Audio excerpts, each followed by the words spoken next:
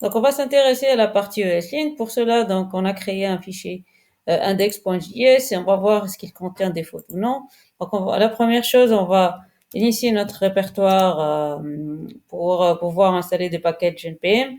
Donc, npm init.y. Donc, non, on n'est pas dans ce répertoire-là. Donc, on va entrer dans la séance 2, npm init.y. Après, on va installer donc ESLint comme une dépendance, euh, donc comme une dépendance de, de développement. Donc le temps que ça s'installe, on va donc ESLint elle a besoin d'un fichier de configuration qui s'appelle ESLint RC.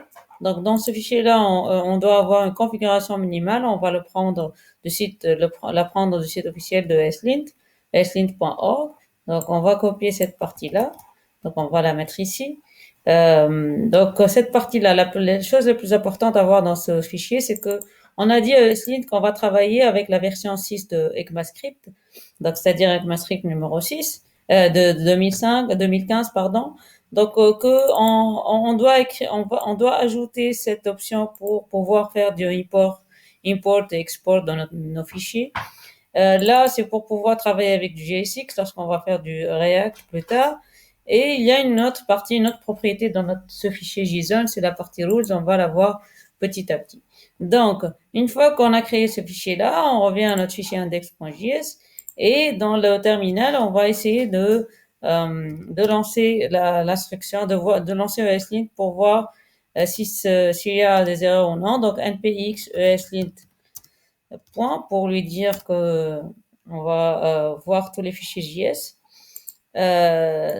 Juste pardon, donc on va juste enlever ceci et on va appliquer npx slint point. Donc il nous sort trois erreurs concernant les points virgules. Pourquoi ces erreurs-là? Là, parce que j'ai ajouté une règle pour dire que le point virgule il est obligatoire. Si je modifie cette valeur-là et je relance ESLint, donc il n'y a plus d'erreur.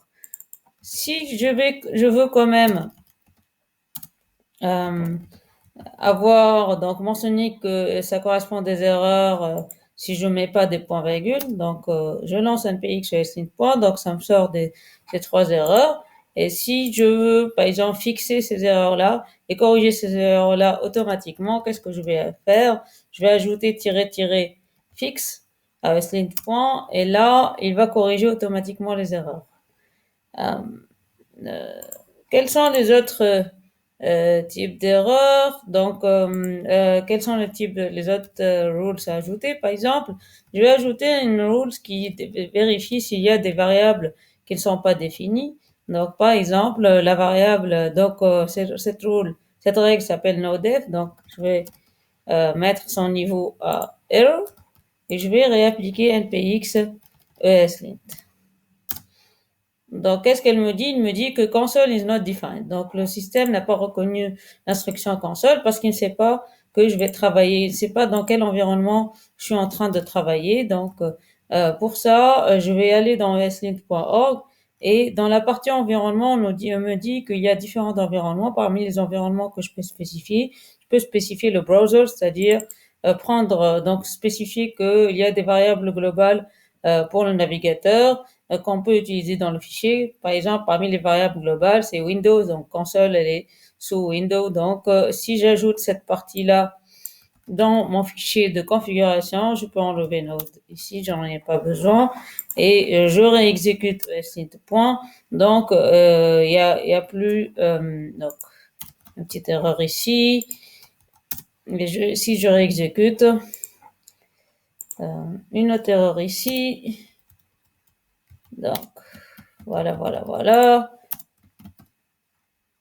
Normalement, il n'y a plus d'erreur.